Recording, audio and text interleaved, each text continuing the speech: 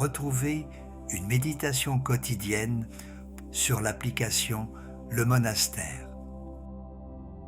Il y a des moments où il faut agir vite. Un enfant qui court vers la route, une occasion qui ne se présentera pas deux fois, une intuition fulgurante qui nous dit de bouger maintenant. Ces moments existent et il ne sert à rien de les nier. Parfois, la vie demande une réponse immédiate et hésiter serait une erreur. Cette capacité à agir rapidement est précieuse. Elle nous protège, elle nous permet de saisir ce qui passe, de répondre à ce qui presse, de ne pas laisser filer ce qui compte. Il y a une intelligence dans l'action rapide, une forme de sagesse du corps et de l'instinct qui ne passe pas par la réflexion. Nous reconnaissons tous cet état, celui où l'action et la conscience fusionnent si complètement qu'il n'y a plus d'écart entre voir et faire. Dans ces moments-là, penser ne ferait que tout gâcher. Mais il y a aussi des moments, et ils sont plus nombreux qu'on ne le croit, où cette même impulsion nous dessert. Foncer tête baissée nous fait manquer ce que nous aurions vu si nous avions pris le temps de regarder. L'urgence que nous ressentons n'est pas celle de la situation. C'est la nôtre propre, notre anxiété, notre impatience, notre besoin de résoudre vite pour ne plus avoir à porter l'inconfort de ne pas savoir.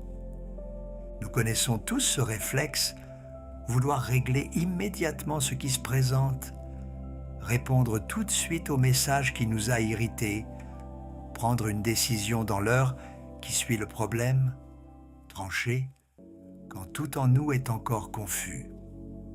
L'urgence crée une sorte de tunnel dans notre perception. Nous ne voyons plus que ce qui est devant nous, immédiat, pressant. Le champ se rétrécit, les options se réduisent et nous agissons souvent avant d'avoir vraiment vu. Et le coût de tout cela est rarement visible sur le moment. Nous ne remarquons pas ce que nous avons manqué, parce que nous ne nous sommes jamais arrêtés pour regarder. Nous ne sentons pas la porte que nous avons fermée, parce que nous étions déjà en train d'en franchir une autre. Nous découvrons seulement plus tard, parfois bien plus tard, que notre rapidité n'était pas une vertu, mais une forme d'aveuglement, que nous n'étions pas décidés, mais simplement incapables d'attendre. J'ai connu quelqu'un qui avait reçu un email professionnel qu'il avait lu comme une attaque personnelle. Son sang n'avait fait qu'un tour. En quelques minutes, il avait rédigé une réponse cinglante, argumentée, définitive. Il avait le doigt sur le bouton d'envoi quand son téléphone avait sonné, un ami qui l'appelait pour autre chose. Ils avaient beau parler une vingtaine de minutes. Quand il avait raccroché et relu son message, il avait vu autre chose. Le mail original n'était pas une attaque, c'était une maladresse, peut-être même une tentative maladroite de collaborer. Sa réponse aurait déclenché une guerre inutile. Il avait effacé le brouillon et répondu le lendemain, calmement. Ce qui aurait pu devenir un conflit était devenu une clarification. 20 minutes de distance avaient tout changé. L'email n'avait pas changé. La situation n'avait pas changé. Seulement son rapport à elle s'était déplacé, légèrement, temporairement, suffisamment. C'est parfois tout ce qu'il faut. Juste un peu de distance, une fissure par laquelle une lumière différente peut entrer. Il y a un paradoxe étrange dans notre rapport aux situations difficiles. Plus nous en sommes proches, moins nous les voyons clairement. Comme le nez collé à un tableau, nous percevons les détails, chaque coup de pinceau, chaque craquelure, mais nous perdons l'ensemble. Nous ne voyons plus ce que le tableau représente. Nos émotions colorent tout, notre implication déforme notre jugement. Notre désir d'une issue particulière nous rend aveugles aux autres possibilités. Cette proximité qui devrait éclairer obscurcit. Nous croyons que notre immersion dans une situation nous donne une connaissance supérieure, alors qu'elle nous donne souvent une vision déformée. Nous sommes trop dedans pour voir depuis dehors, trop pris pour avoir la vue d'ensemble, trop concernés pour être lucides. Et cette distorsion opère en silence. Nous ne nous sentons pas en train de mal lire la situation. Nous avons au contraire l'impression de voir enfin clairement, que les écailles nous sont tombées des yeux, que nous avons saisi quelque chose d'essentiel. Les émotions fortes ressemblent toujours à de la lucidité, vue de l'intérieur. C'est précisément ce qui les rend si dangereuses. La certitude qui accompagne la colère, la peur, le chagrin ou l'engouement n'est pas une preuve de vérité, c'est une preuve d'intensité. Ce sont deux choses très différentes, même si elles peuvent sembler identiques sur le moment. Il existe une vieille histoire chinoise à ce sujet. Un homme avait perdu sa hache et soupçonnait le fils de son voisin de l'avoir volée. Il observait le jeune homme. Sa façon de marcher était celle d'un voleur. Sa façon de parler était celle d'un voleur. Chacun de ses gestes trahissait le coupable qu'il était certainement. Quelques jours plus tard, l'homme retrouva sa hache dans un coin de son propre jardin, là où il l'avait oubliée. Le lendemain, quand il croisa le fils du voisin, il ne vit plus rien d'un voleur dans sa démarche, dans sa voix, dans ses gestes. Rien n'avait changé chez le jeune homme. C'est le regard de l'homme qui s'était transformé, libéré de sa certitude, capable enfin de voir ce qui était là depuis le début. Cette histoire nous rappelle que ce que nous voyons dépend autant de notre état intérieur que de ce qui est devant nous. Quand nous sommes pris dans une émotion forte, la colère, la peur, le désir, notre perception se plie pour confirmer ce que nous ressentons déjà. Nous trouvons des preuves partout, parce que nous les cherchons partout. L'esprit est extraordinairement doué pour ça. Donnez-lui une conclusion et il vous construira un dossier. Confiez-lui un soupçon et il vous rendra une certitude. Nous croyons raisonner en direction de la vérité. Nous construisons souvent une justification de ce que nous croyons déjà. Prendre du recul, c'est d'abord retrouver la capacité de voir autrement, tenir nos interprétations un peu plus légèrement, admettre que ce dont nous sommes si sûrs pourrait avoir un tout autre visage depuis un autre angle. Imaginez quelqu'un qui gravit une montagne. D'en bas, dans la vallée, les chemins semblent se confondre, les obstacles paraissent insurmontables, la direction est incertaine. On ne voit que le prochain rocher, le prochain virage, la prochaine difficulté. Mais à mesure qu'on s'élève, tout s'ordonne différemment. On voit les chemins qui s'ouvrent, les passages qui existent, les obstacles qui semblaient immenses et qui ne sont que des plis du terrain. On voit aussi d'où l'on vient, le chemin déjà parcouru, la logique du paysage. La distance ne supprime pas la complexité, elle permet de la voir autrement. Elle ne résout pas les problèmes, elle permet de les comprendre. Elle ne donne pas de réponse toute faite, elle donne l'espace pour que les réponses émergent. Il y a quelque chose qui mérite qu'on s'y attarde dans cette image. La vallée n'a pas tort, elle est simplement limitée. La personne en bas n'est pas stupide, elle fait de son mieux avec la vue qu'elle a. Mais cette vue est partielle et elle ne le sait pas. De l'intérieur de la vallée ressemble au monde entier. Ce n'est que depuis les hauteurs qu'on réalise combien les collines cachaient.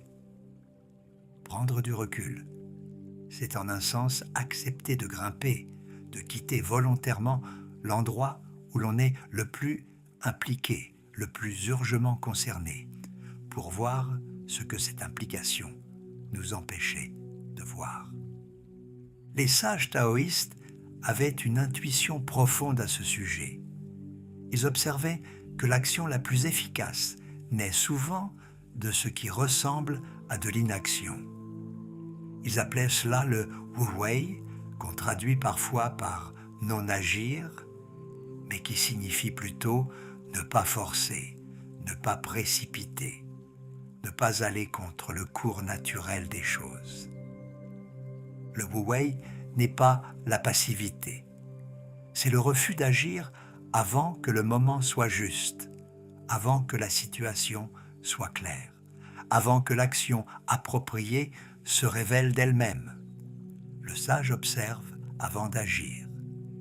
Il laisse la situation se déployer. Il attend que la clarté vienne avant de bouger. Cette patience est la condition de l'action juste. La tradition occidentale se méfie de tout cela. Nous sommes les héritiers d'une culture qui valorise l'initiative, la décision, le biais vers l'action. Attendre, c'est être faible. Hésiter, c'est perdre du terrain. L'idéal, c'est celui qui voit un problème et le résout vite, avec assurance, sans tergiverser. Nous célébrons ça chez nos dirigeants, dans nos héros, dans les récits que nous faisons du succès. Et pourtant, derrière presque chaque décision que nous regrettons plus tard, il y a une version de la même histoire. Nous avons bougé trop vite, nous étions trop sûrs de nous. Nous ne nous sommes pas donné assez de temps pour voir ce qui nous échappait. Le Wu Wei propose un idéal différent. Non pas le chêne qui résiste rigide à la tempête, mais le saule qui plie et survit. L'intelligence ici n'est pas celle de la force, mais celle du moment juste, savoir quand bouger et quand rester immobile, quand insister et quand céder, quand l'heure est venue et quand elle n'est pas encore là. Une femme que je connais devait prendre une décision importante concernant sa carrière, une offre d'emploi dans une autre ville qui impliquait de tout quitter, de recommencer ailleurs. Elle sentait la pression de répondre vite, l'employeur attendait, son entourage lui donnait des avis contradictoires et sa propre tête était un chaos de pour et de contre. Pendant des jours, elle avait tourné le problème dans tous les sens, sans trouver de clarté. Elle était alors partie marcher 3 jours en montagne, seule, sans téléphone. Elle ne cherchait pas la réponse, elle cherchait le silence. Et dans ce silence, quelque chose s'était déposé. Au matin du 3e jour, elle s'était réveillée avec une certitude tranquille. Pas une certitude bruyante et argumentée, mais une évidence calme. Elle savait ce qu'elle allait faire, et elle savait pourquoi. La réponse n'était pas venue d'une analyse supplémentaire, elle était venue du recul, de l'espace qu'elle avait créé pour que la clarté puisse émerger. Ce qui me frappe dans cette histoire, c'est qu'elle a arrêté de nourrir le problème. Elle a cessé de le retourner, d'y ajouter des considérations, de revisiter les mêmes arguments sous des angles légèrement différents. Elle a cessé de confondre l'agitation mentale avec le progrès. Et dans cet arrêt, quelque chose qui était bloqué a trouvé de l'espace pour bouger. Car le temps fait un travail que notre esprit agité ne peut pas faire. Quand nous laissons passer du temps, les émotions intenses se déposent, les pensées s'ordonnent, les priorités se révèlent. Ce qui semblait urgent hier apparaît aujourd'hui sous un autre jour. Ce qui semblait évident se nuance. Ce qui semblait la seule option laisse place à d'autres possibilités que nous n'avions pas vues. Le temps est un filtre qui sépare l'essentiel de l'accessoire. Il laisse décanter ce qui était mélangé, permet aux couches de se distinguer, révèle ce qui était caché sous l'agitation de surface. Ce n'est pas un temps passif, c'est un temps où quelque chose travaille en nous, même si nous n'en avons pas conscience, même si nous avons l'impression de ne rien faire. Nous avons tous vécu la version de ce phénomène qui se produit pendant le sommeil. On va se coucher bloqué, un problème sans solution, une décision sans direction. Et on se réveille en sachant, sans pouvoir tout à fait dire comment. Quelque chose a travaillé dans la nuit, quelque chose a trié, ordonné, et est arrivé à une conclusion que notre esprit éveillé était trop occupé pour atteindre.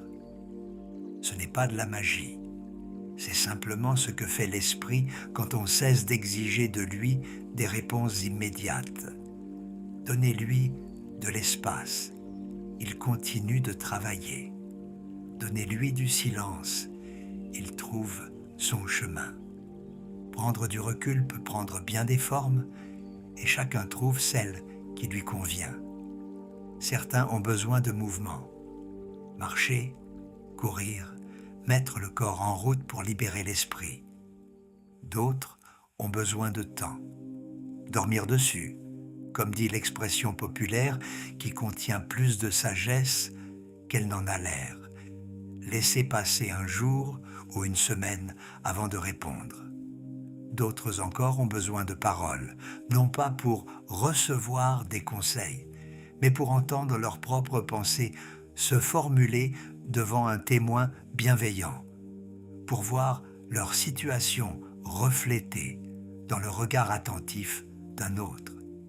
Et puis il y a ceux qui écrivent, qui posent les choses sur le papier pour les voir devant eux plutôt qu'en eux, qui externalisent le chaos intérieur pour pouvoir enfin l'observer. L'écriture mérite qu'on s'y arrête un instant, parce qu'elle fait quelque chose que la pensée seule ne peut pas faire. Quand nous gardons nos pensées à l'intérieur, elles tournent en rond. Elles se referment sur elles-mêmes, se renforcent, s'enroulent. Écrire les contraint à entrer dans une séquence, une forme, une ligne avec un début et une fin. Cela rend l'invisible visible. Et en voyant nos pensées étalées devant nous, en noir et blanc, dans la lumière nette de la page, nous découvrons souvent que ce qui semblait un labyrinthe était un couloir droit, ou à l'inverse, que ce que nous croyions simple est bien plus enchevêtré que nous ne l'avions admis. Dans un cas comme dans l'autre, nous voyons plus clairement. L'acte d'écrire est lui-même une forme de recul. Ce qui compte n'est pas tant la méthode que le mouvement. Ce mouvement de recul qui crée l'espace nécessaire pour que la lucidité devienne possible. Mais voilà, prendre du recul est plus difficile qu'il n'y paraît. Ce n'est pas seulement une question de méthode ou de temps disponible, c'est une question de courage et peut-être d'abord une question de peur. Car il y a quelque chose de vertigineux dans le fait de ne pas savoir. Tant que nous nous agitons, tant que nous analysons, tant que nous pesons le pour et le contre, nous avons l'impression de faire quelque chose, de maîtriser la situation, d'avancer vers une solution. Nous arrêter, c'est accepter de rester dans l'incertitude, de ne pas avoir de réponse, de flotter dans cet espace inconfortable où rien n'est encore décidé. Cette suspension est difficile à supporter. Elle réveille des angoisses profondes, la peur de perdre le contrôle, la peur de rater le moment, la peur de ce qui pourrait émerger si nous cessions de nous agiter. Il y a aussi quelque chose de presque physique dans l'inconfort de la suspension. Le corps enregistre l'incertitude comme une menace. Le système nerveux ne fait pas très bien la distinction entre un lion dans les herbes et une question sans réponse dans l'esprit. Les deux produisent la même attraction vers la résolution, vers l'action, vers tout ce qui mettra fin à l'état de ne pas savoir. C'est pourquoi nous attrapons notre téléphone dès que l'ennui pointe. Pourquoi nous remplissons le silence de bruit. Pourquoi nous préférons une mauvaise décision à l'absence de décision. Le cerveau est une machine à prédire et l'incertitude grippe la machine. Elle tolère bien plus mal la confusion qu'elle ne tolère l'erreur. Et puis il y a le regard des autres. Nous vivons dans une culture de la réactivité, de la réponse immédiate, de la décision rapide. Celui qui dit « j'ai besoin d'y réfléchir » est parfois regardé avec suspicion. Ne devrait-il pas déjà savoir ? N'est-ce pas un signe de faiblesse que d'avoir besoin de temps ? Cette pression sociale s'ajoute à notre propre inconfort et souvent nous cédons, nous tranchons pour en finir, nous répondons pour ne plus avoir à attendre, nous agissons pour échapper au vertige de l'incertitude. Il faut une vraie force pour résister à cette double pression, celle qui vient de l'intérieur et celle qui vient de l'extérieur. Une force qui ne ressemble pas à celle de l'action, qui est plus discrète, moins visible, mais tout aussi réelle. La force de rester dans le ne pas savoir, la force de tolérer l'inconfort de la suspension, la force de faire confiance au processus, même quand rien ne semble se passer. C'est ce que les traditions contemplatives ont toujours compris et que la culture de la productivité tend à ignorer. La pause n'est pas vide, le silence n'est pas oisif. Quelque chose se passe dans l'attente qui ne pourrait pas se passer dans l'action. La terre a besoin de jachère. Le pain a besoin de lever. La blessure a besoin de se refermer à son propre rythme. Nous ne pouvons pas tout accélérer et nos tentatives de le faire défont souvent les processus mêmes que nous cherchons à faire avancer. Et puis vient ce moment, après le recul, après l'attente, après le travail silencieux du temps, où la clarté arrive. Ce moment n'est pas toujours spectaculaire. Parfois, c'est une évidence soudaine, une certitude qui s'impose. Parfois, c'est plus doux, plus progressif, un apaisement, une direction qui se dessine, le sentiment tranquille que c'est cela qu'il faut faire. La décision qui émerge de ce processus a une qualité différente de celle qui est arrachée dans la confusion. Elle n'est plus forcée, elle n'est plus le fruit de l'anxiété ou de la pression extérieure. Elle émerge naturellement, comme la réponse évidente à une question qu'on a enfin comprise. Et parce qu'elle vient de cette clarté, elle porte en elle une force que les décisions précipitées n'ont pas. On sait pourquoi on la prend, on voit où elle mène, on peut l'assumer pleinement. Il y a aussi quelque chose dans l'énergie avec laquelle on agit ensuite. Une décision prise dans la confusion a tendance à peser. Elle demande une justification constante, un doute permanent à gérer, une remise en question qui ne disparaît jamais tout à fait. Une décision prise dans la clarté avance proprement. Non pas parce qu'elle rencontre moins d'obstacles, mais parce que celui qui la porte ne se bat plus contre lui-même en même temps. L'énergie que consommait l'incertitude est désormais disponible pour l'action. Et ça change tout à la façon dont cette action atterrit. Le recul n'est pas une fuite de l'action, il en est la préparation. Le pas en arrière rend le pas en avant possible. Les arts martiaux le savent depuis toujours. Le coup le plus puissant vient de celui qui a d'abord reculé pour prendre son élan. L'archer qui veut que sa flèche aille loin doit d'abord tirer la corde vers lui. Le sauteur en hauteur qui veut franchir la barre doit d'abord plier les genoux.